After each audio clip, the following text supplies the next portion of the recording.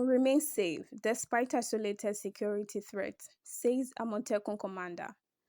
The commandant of the Ogun State Security Network Agency and Amotekun Corps, Brigadier General A.I. Adedigba, has assured residents and investors that Ogun remains one of Nigeria's safest states, attributing the state's relative peace to strong government support, proactive security operations, and effective collaboration among security agencies. There's no doubt that there are a lot of challenges, security-wise across the entire country. However, a lot is being done by both the federal and the subnational, at the federal and subnational levels. Most importantly, in Ogun State, the executive governor of Ogun State, Dapo Abiodun, has actually done so much for all the security agencies in terms of logistics, in terms of collaboration, in terms of cooperation, to ensure that we enjoy the level of security harmony in the state. The Amotekun commander, however, expressed concern over the growing misuse of social media, describing the spread of fake security alerts and recycled videos as a major obstacle to public confidence. He noted that many viral images and videos falsely presented as incidents in Ogun or elsewhere in Nigeria often originated from other countries, creating unnecessary panic among residents. He urged Nigerians to verify information before sharing it, warning that misinformation undermines security efforts. It's important to note that Ogun State remains one of the safest states in Nigeria, no doubt about that. But unfortunately, because of the issue of banditry and kidnapping across the entire country, every state has its own share. Again, don't forget that the social media, unfortunately, has its own negative effect on all this. Most times, you see individuals, in the name of creating content and all that, creating panic, sending negative and fake messages, to people. So, and you now see that flying all over, and some situations that did not even happen in Nigeria. Somebody will tell you it is happening now in Ogun State. These are things they do using the voiceover. They look at a picture of somewhere, then they create a voiceover and you say it's happening now. And please help me, sir. And people start doing that. For example, yesterday there was a flood. There was a picture on the social media of a flood where some commodities were being swept away and people were going there to pick. They say it's happening in Lagos on the bridge. Meanwhile, it was later confirmed this happened in Tema, somewhere in Accra, Ghana. So unfortunately, the social media negative effect is not helping us at all. But I tell you sincerely, the Ogun State is peaceful and it's safe. Adedigba explained that while unemployment and economic hardship may contribute to criminality in some cases, many kidnappers and bandits are simply individuals with criminal tendencies who deliberately choose crime as a business. Citing recent incidents, including cases where family members of public office holders allegedly staged kidnappings, he argued that not every criminal act should be blamed on economic hardship. He maintained that paying ransom only encourages kidnappers to continue their activities and called for tougher penalties against perpetrators. You see, there are so many reasons for all this, and some are real, while some are either perceived or imaginary, or maybe some are just self-created. Of course, it is said that an idle mind is a devil workshop. That you don't have a job to start with does not mean you should go into crime or you should turn into criminal, element. Do you understand? But that is not to say the issue of maybe joblessness, economic, hardship and all that, may not contribute to this, directly or indirectly. But some individuals are naturally, bad. They are criminals. They are corrupt. Even when they have more than enough, they will still do what they are not supposed to do. For example, the case that is trending now, a vice chairman in a local government, for a local government, one of our states here, decided to kidnap herself. Do you want to tell me it's because she's hungry? Or is it because She wants to. So do you understand? Yeah. So it's just that she's a criminal. She has criminal tendencies, and it's on the basis of that you now see somebody at that level that we now go and say, okay, I want to kidnap myself.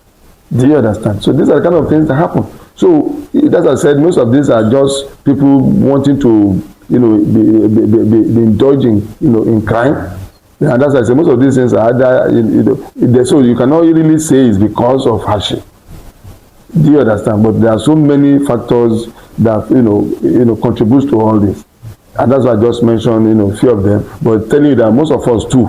How about a son that is okay? I want you to help me kidnap my father and my mother. I don't know what you want for a child to want to kidnap his or her parents.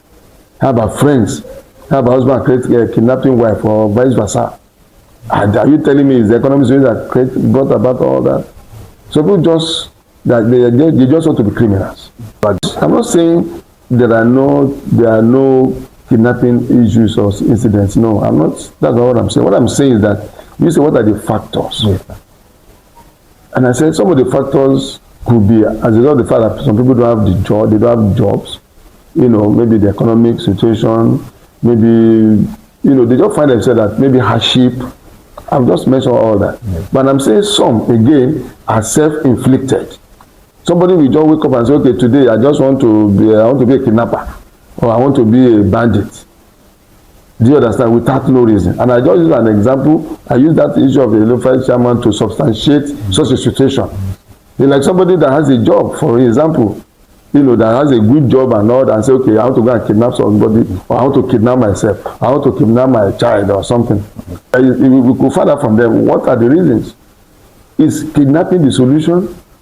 Is banditry the solution? That's what I'm saying, that a bad person will remain a bad person. Even those individuals, if you give them money, which is why that's one of the reasons why it is not good to negotiate with bandits. Because if they ask you, it's just like a blackmailer.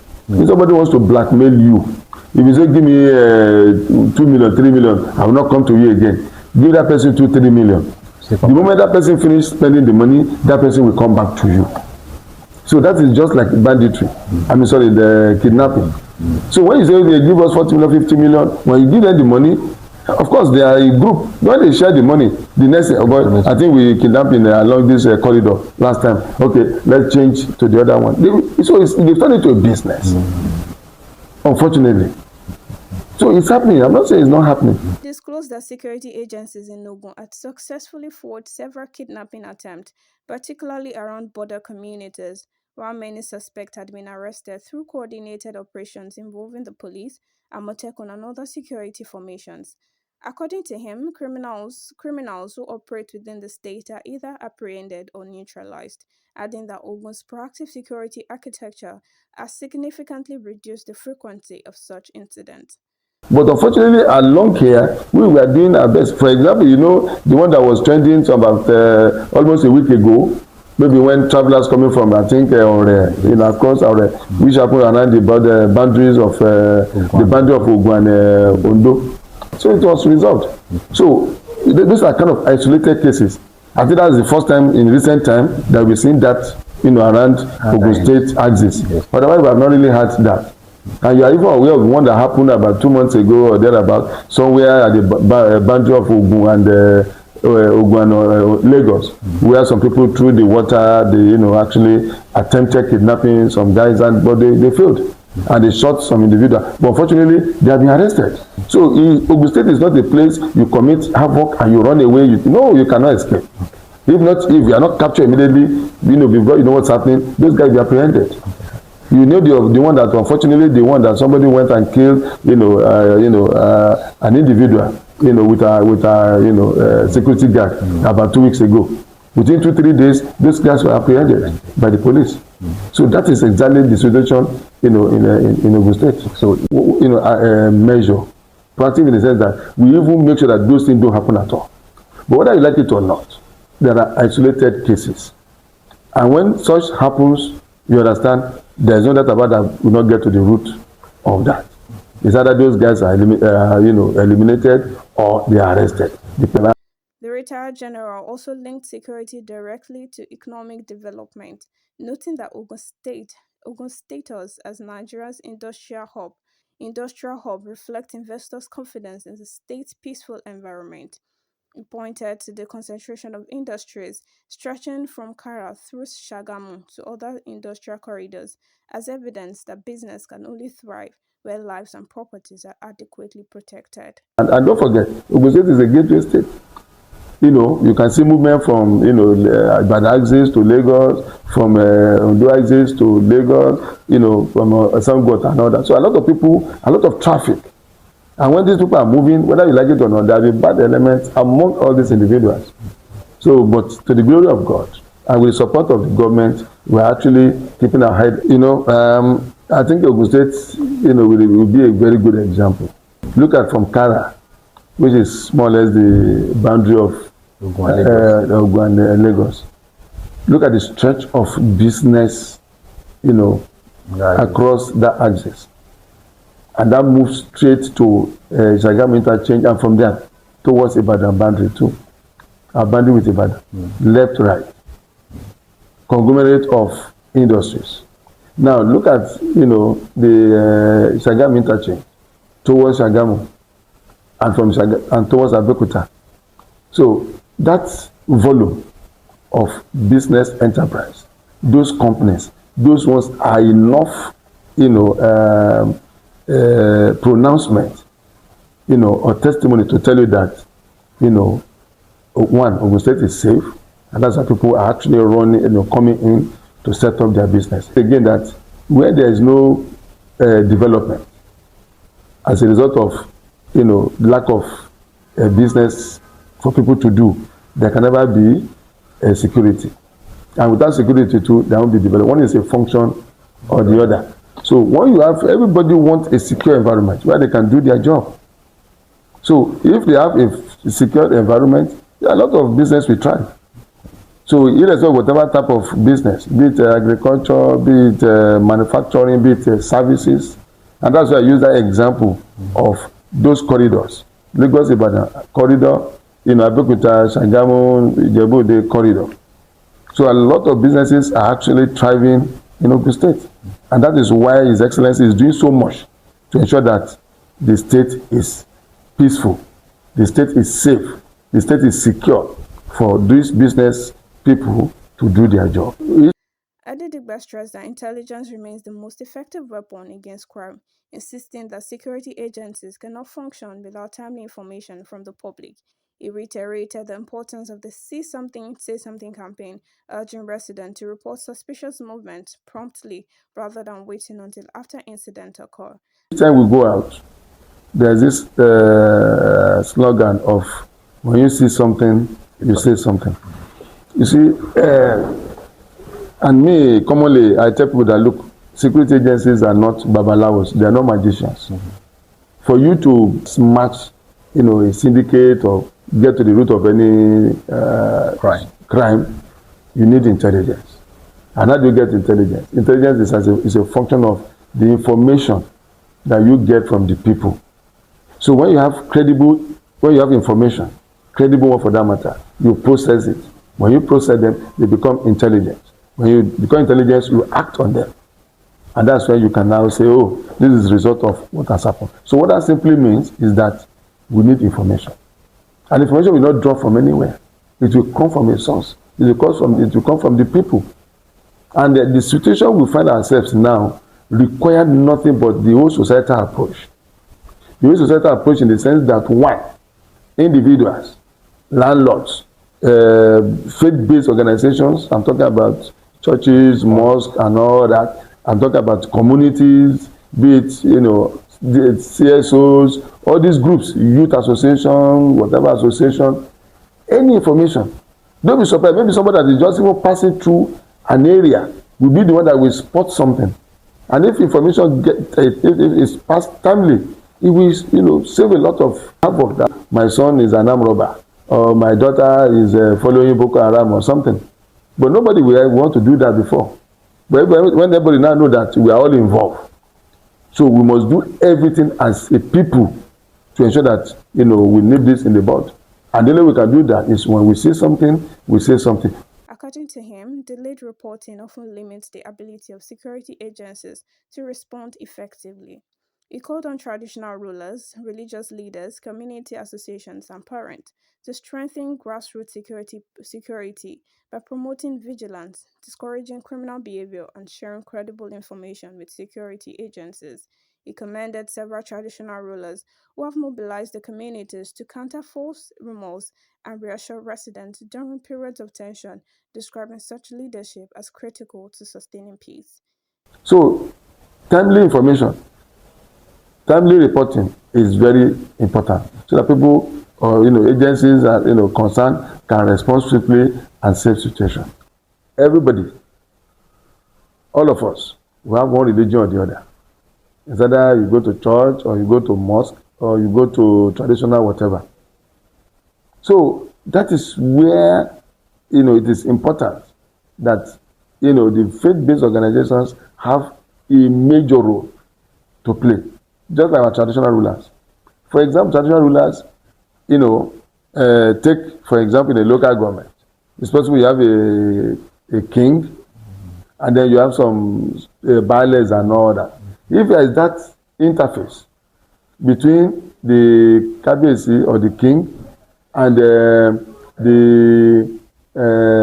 the bailies, the information will cascade down. We had a meeting today. Okay, for example, about 2 months ago, I was in one of the, I was in one location doing our, what's it called, screening exercise. And a particular, traditional ruler, paramount ruler in the state had meetings with all the other, kings or kabiyesis across the entire zone. And I had the opportunity to be there. And the idea was that when you get back to your various domain, please have meetings with your baile. And then the baile now will go down to. So what am I saying is that is how information flow, down.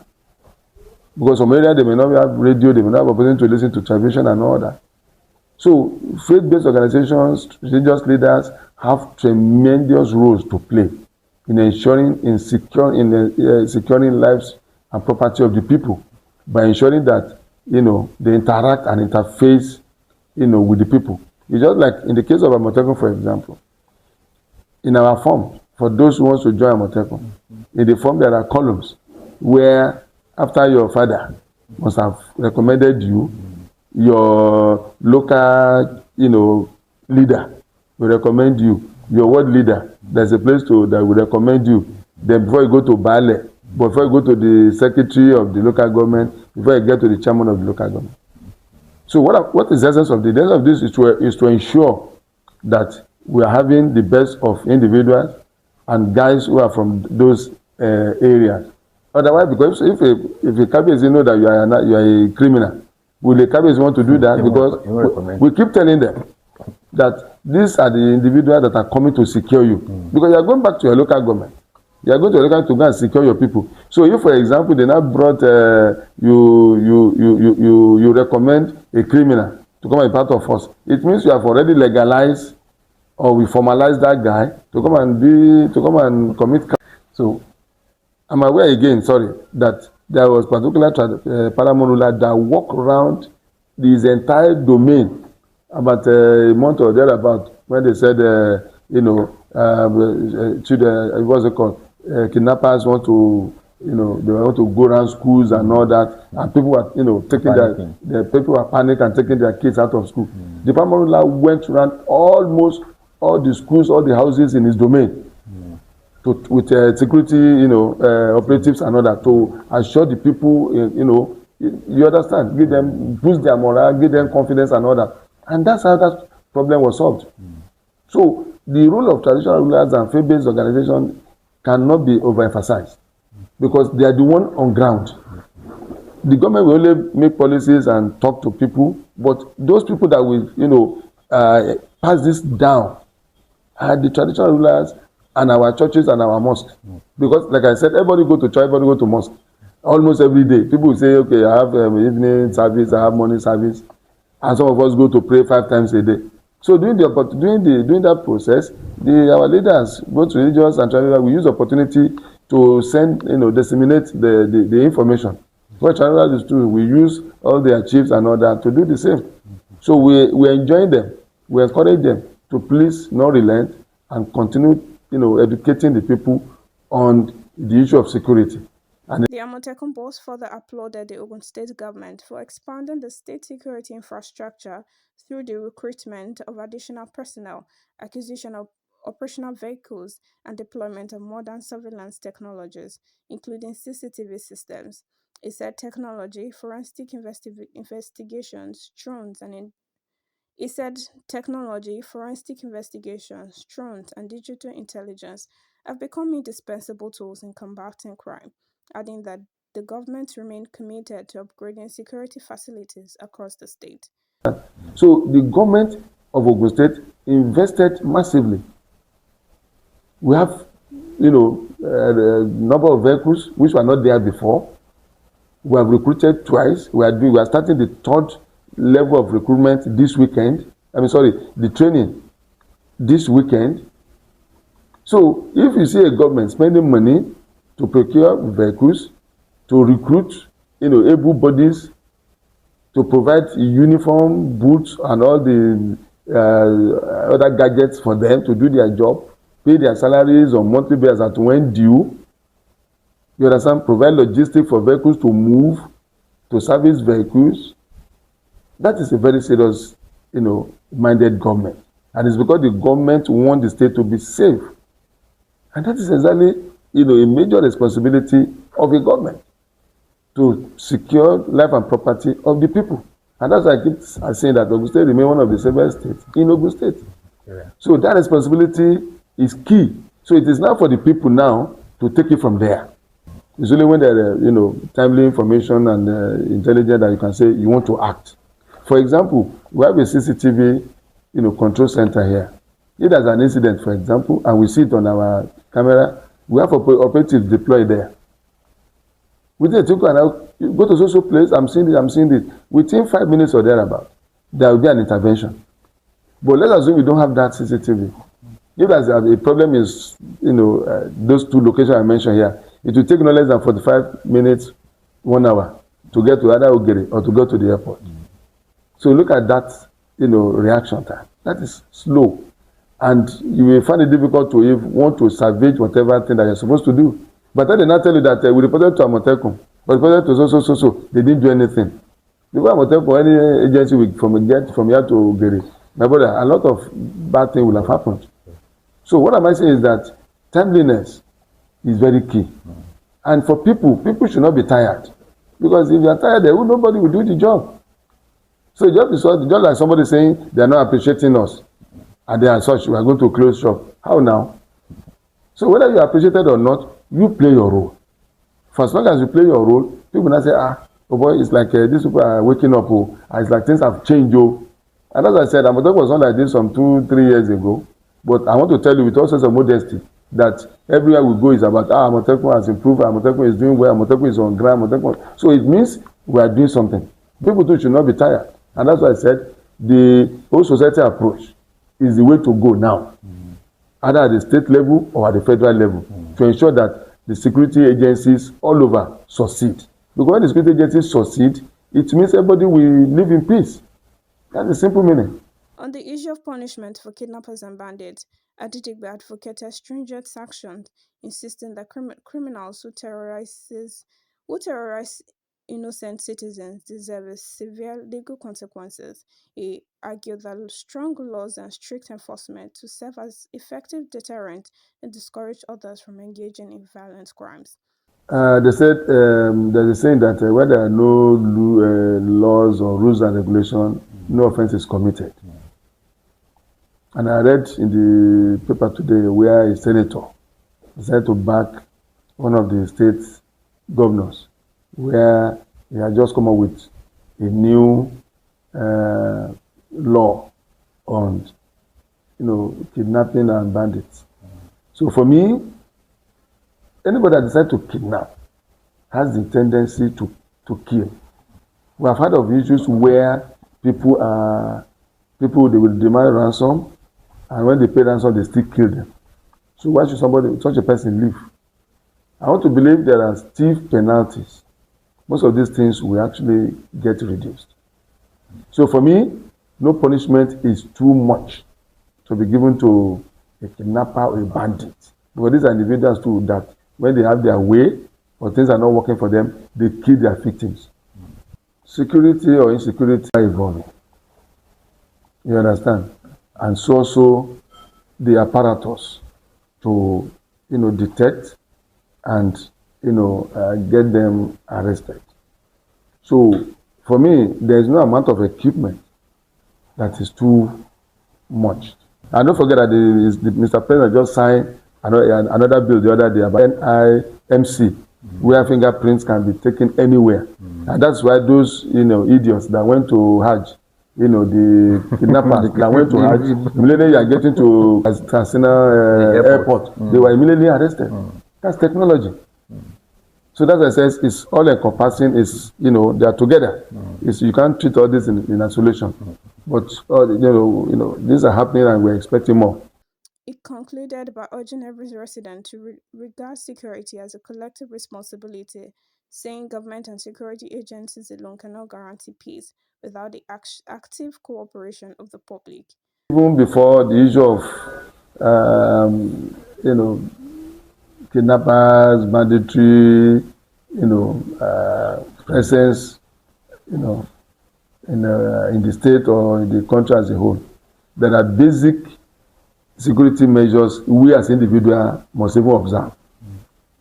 For me, for example, moving under cover of darkness should be highly reduced. Moving alone, singly, for example, at night should be avoided. If you must move, maybe 2, 3. So if there's any problem, people can react or somebody can shout. But if it's why somebody will be traveling alone, and you are alone, you'll be traveling alone at night. It's dangerous. Then issue of people waiting by the roadside. You don't know the vehicle, you don't know the person that is carrying you. Even if it's not a kidnapper, if it's not a bandit, it may be a ritualist. There's all this one chant, there are rituals, and it's not written on anybody's face. So even as individuals, we need to know where we go, where we don't go. We know the time to go out, the time to come back. We know the kind of group, company that we keep. According to him, timely information, community participation, and sustained collaboration among all stakeholders remain the foundation for a safer and more prosperous Ogun State. And now, with the current state of, insecurity, it then follows that when we see any suspicious move, we should report it. You should be our brother's keepers. So, for me, when we see something, let's say something. And then, there are a lot of hotlines, by various security agencies. Like we have 3, which you can call us 247. And when you make that report, we will respond. 091 55 43 47 70. 091 55 43 47 70. The second one 090 168 488 12. I repeat 090 168 488 12. And the last one 070 710 99 133. 070 710 99 133. On this line, people can call us 247, and our operatives, will take whatever the message and will react as necessary. Okay. So it is the responsibility of the media organizations to ensure that what is being shown out or what is being sent to the public are exactly what they want that is being said, and what will help the society, the system, rather than further igniting the system. So for me, you guys have been part of our programs, you are lending your voice to the fact that people should do what is right. And I appreciate you that you are also, using, your voice. You are lending your voice to the fact that our society must be crime-free, our society must be safe, must be peaceful. This is noteworthy and is highly appreciated, and I think you should not rest until when we get to where we think we should be in terms of having a peaceful, secured environment, both in our local governments, in our states, and the entire Nigeria. Thank you very much.